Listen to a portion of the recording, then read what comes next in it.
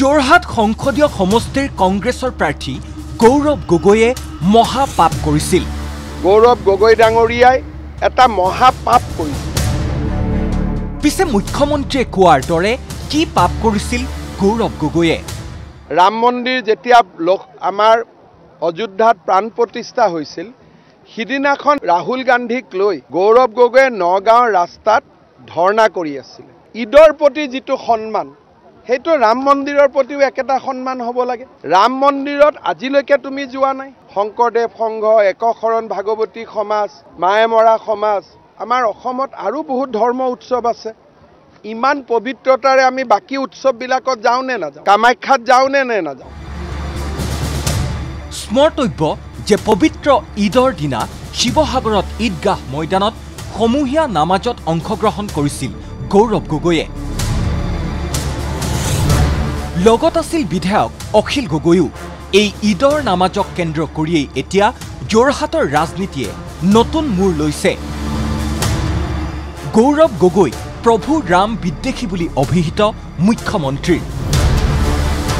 ৰাম মন্দিৰৰ প্ৰাণ প্ৰতিষ্ঠাৰ দিনটোত মন্দিৰলৈ নগৈ বটদ্ৰৱা থানত প্ৰৱেশৰ বাবে আন্দোলন কৰাৰ বাবে যোৰহাটৰ কংগ্ৰেছৰ প্ৰাৰ্থীগৰাকীক সমালোচনাৰে থকা সৰকা মুখ্যমন্ত্ৰী ডক্টৰ হিমন্ত বিশ্ব শৰ্মাৰ।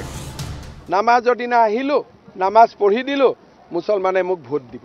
আৰে বাবা, হিন্দুৰো ভোট আছে। ৰাম মন্দিৰৰ দিনাখন তুমি যে আন্দোলন কৰিলা, তাকো ৰাহুল গান্ধীৰ লগত, তেওঁতো কি ধৰ্মৰ মানুহ কোনেও নাজানে, তেওঁৰ লগত বহি যে তুমি আন্দোলন কৰিলা নগাঁৱৰ ৰাস্তাত, সেইটো কি হ'ব?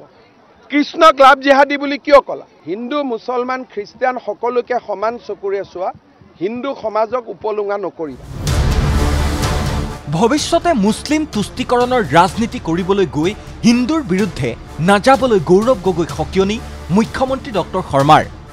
এই ব্যক্তিসকলে তুষ্টিকৰণৰ ৰাজনীতি কৰিব খোজে, কাকো ভাল নাপায়। না হিন্দুক ভাল পায়, না মুছলমানক ভাল পায়, না খ্ৰীষ্টিয়ানক ভাল পায়। তুষ্টিকৰণৰ ৰাজনীতি হৈছে তেওঁলোকৰ সৰ্বস্ব। আৰু গৌৰৱ গগৈটো তুষ্টিকৰণৰ তেওঁ তুংগত। এজন হিন্দু মানুহ, ৰাম মন্দিৰ প্ৰতিষ্ঠা হৈছে, ঘৰত মন্দিৰত বৰ সিদিনাখন একো নকলেও প্ৰাণ প্ৰতিষ্ঠাৰ মহোৎসৱ সকলো মানুহে চাইছে। গৈ পেলাই কি কৰিছে? নগাঁৱত ৰাহুল গান্ধীক তেল মাৰিবৰ বাবে আন্দোলন কৰি আছে। কালি নামাজ পঢ়িছে। হিন্দু সমাজৰ মনত প্ৰশ্ন হৈছে যে আমি তেওঁৰ আপোন নহয় নি? উল্লেখ্য যে শুকুৰবাৰে ডিব্ৰুগড়ৰ বিজেপি প্ৰাৰ্থী সৰ্বানন্দ সোণোৱালৰ হৈ চাবুৱাত নিৰ্বাচনী প্ৰচাৰ চলাই গৌৰৱ গগৈৰ বিৰুদ্ধে এইদৰেই আক্ৰমণাত্মক হ'ল মুখ্যমন্ত্ৰী। Bureau report ND24।